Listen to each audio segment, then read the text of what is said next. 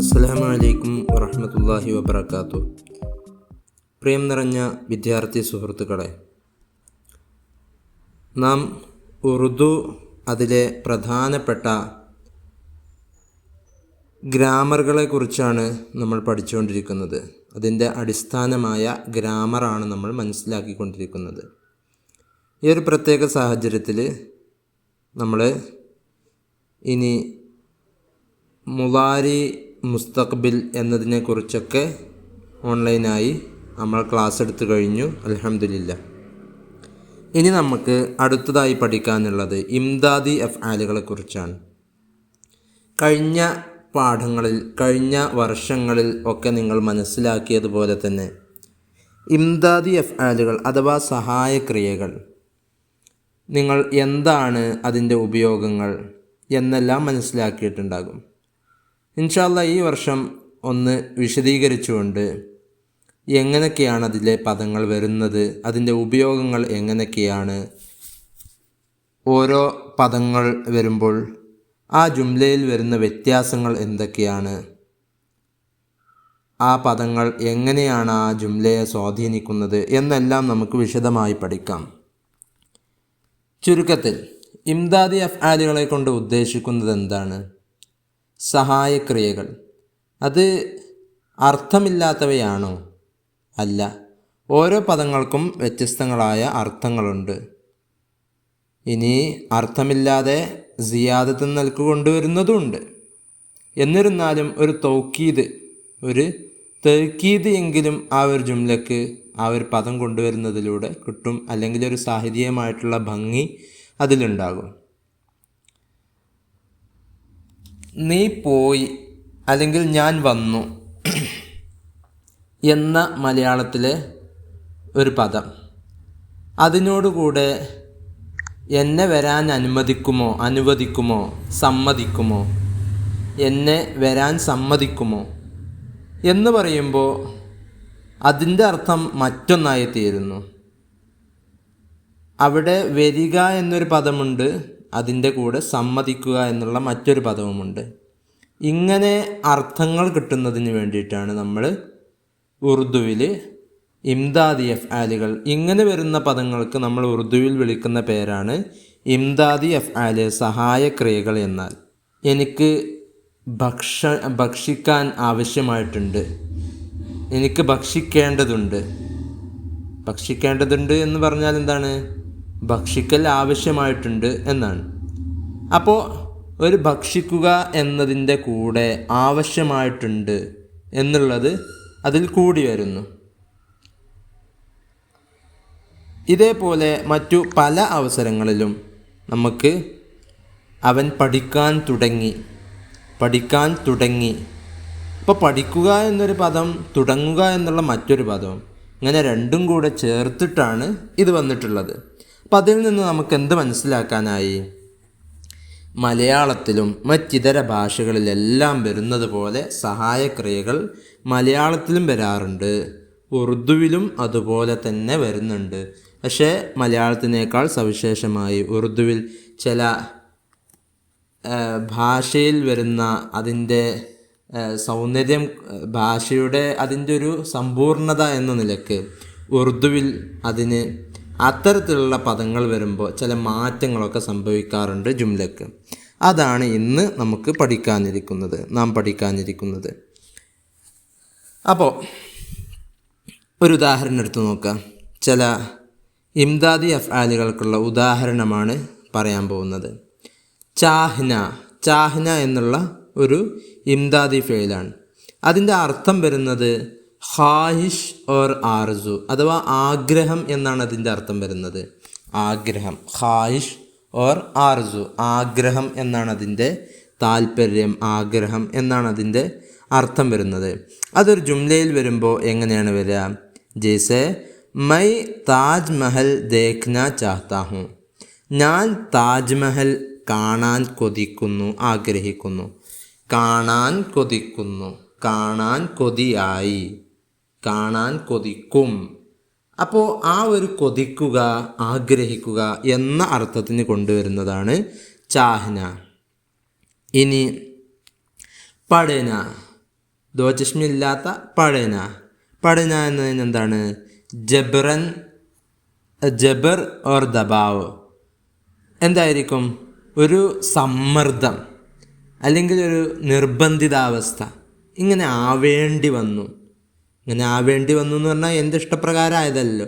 ആ ഒരു ജബർ, ഒരു നിർബന്ധിതാവസ്ഥ അല്ലെങ്കിൽ ഒരു സമ്മർദ്ദം മൂലം ആയിത്തീർന്നു എന്നൊക്കെ ഒരർത്ഥം കിട്ടുന്നതാണ് പഠന എന്ന് ചേർന്നാൽ. ഉദാഹരണത്തിന് നോക്കൂ. കൽ മേരാ നമ്പർ ഹെ, നാളെ എൻ്റെ നമ്പറാണ്. ഉസ്ലിയെ മുझे തക്രീർ കർണി പടേഗി, അതുകൊണ്ട് തന്നെ എനിക്ക് പ്രസംഗിക്കേണ്ടി വരും.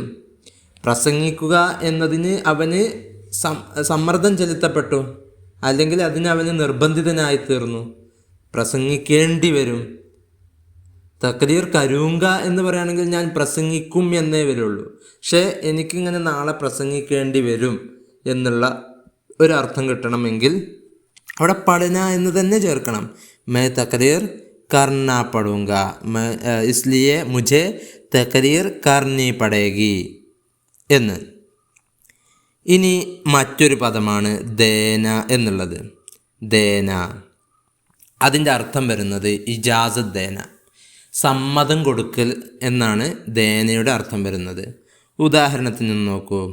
ജैसे मैं किसी को बुराई नहीं करने दूंगा, ഞാൻ ഒരാളെയും മോശമാക്കാൻ, ഒരാളെയും താഴ്ത്തി കാണിക്കാൻ, മോശമായി കാണിക്കാൻ സമ്മതിക്കുകയേ ഇല്ല.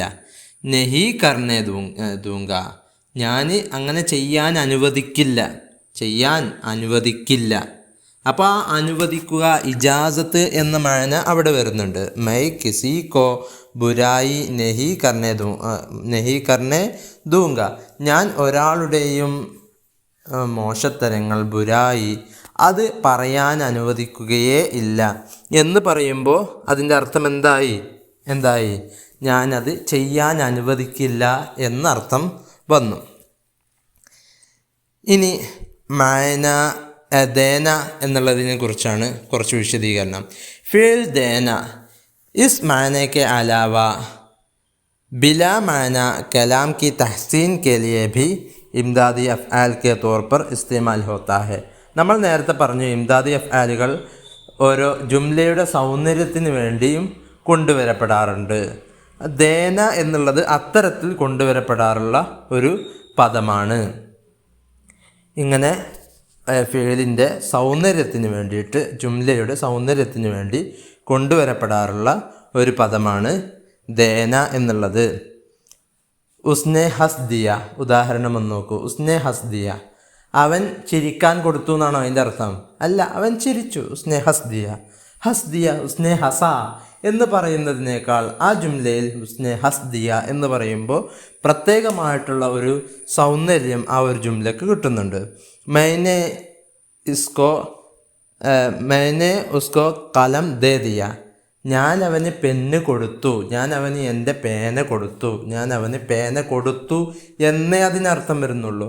പക്ഷേ കലം ദേ ദിയ എന്ന് പറയുമ്പോൾ ആ ജുംലയ്ക്ക് ഒരു പ്രത്യേകമായ സൗന്ദര്യം കിട്ടുന്നുണ്ട് എന്നാണ്.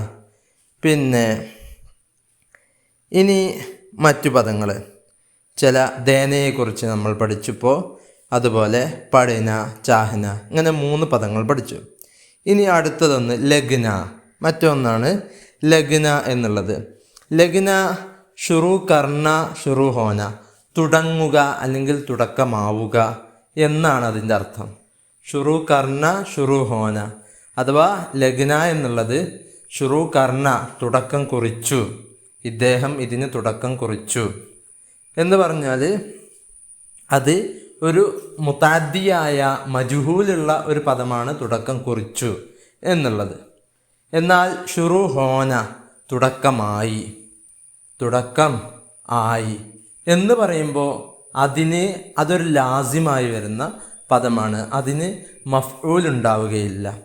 പരിപാടി തുടങ്ങി, പരിപാടിക്ക് തുടക്കമായി, പരിപാടി തുടങ്ങി എന്ന് പറയുമ്പോൾ അതിൽ നമ്മൾ എന്തു പറയില്ല, അതിൽ മറ്റൊരു മഫ്ഊല് വരാൻ പോകുന്നില്ല. അപ്പം അങ്ങനെ വരുന്ന അത്തരത്തിൽ വരുന്ന പദങ്ങൾ അങ്ങനെ ലാസിമായിട്ടും മുതഅദ്ദിയായിട്ടും ലഗ്ന വരുന്നു എന്നതാണ് നമ്മൾ ഈ ഒരു അർത്ഥത്തിൽ നിന്ന് മനസ്സിലാക്കേണ്ടത്.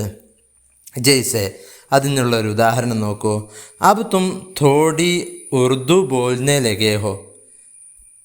ഇപ്പോൾ നിങ്ങൾ തോടി അല്പം അല്ലെങ്കിൽ സ്വല്പം ഉറുദു ബോൽനെ ലഗേ ഹോ, ഉറുദു പറയാൻ തുടങ്ങിയിട്ടുണ്ട്. നിങ്ങൾ ഉറുദു പറയാൻ തുടങ്ങിയിട്ടുണ്ട്. നിങ്ങളാണ് പറയുന്നത്. എന്താണ് പറയുന്നത്? ഉറുദുവിനെയാണ് പറയുന്നത്. അവിടെ ഷുറു കർണ തുടക്കം കുറിച്ചു, മുതഅദ്ദിയാണ്, മഫ്ഊലിലേക്ക് വിട്ടുകിടക്കുന്നുണ്ട്. അങ്ങനെ അതിനർത്ഥം വരുന്നു. ഇനി ഷുറു ഹോന എന്നതിനുള്ള ഒരു ഉദാഹരണം നോക്കൂ. ആജ് സുബ സവേരെ ഹി ബാരിഷ് ഹോനെ ലഗി ഹേ. സുബ സവേരെ ഹി ബാരിഷ് ഹോനെ ലഗി ഹേ. ഇന്ന് പ്രഭാതത്തിൽ തന്നെ, വളരെ നേരത്തെ പ്രഭാതത്തിൽ തന്നെ മഴ പെയ്യാൻ തുടങ്ങിയിട്ടുണ്ട്. മഴ പെയ്യാൻ തുടങ്ങി എന്ന് പറയുമ്പോൾ ഈ ഉദാഹരണത്തിൽ നിന്ന് സുവ്യക്തമാണ്, ഇതിന് ഒരു മഫ്ഊല് നമുക്ക് കാണാൻ കഴിയില്ല.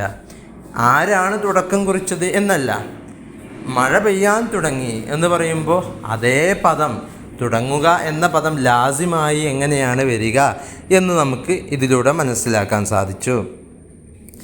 ഇൻഷാ അല്ലാഹ് ഇനി ഇംദാദി ഫിഅലിൻ്റെ മറ്റു വിശദീകരണങ്ങൾ പിന്നീടാവാം.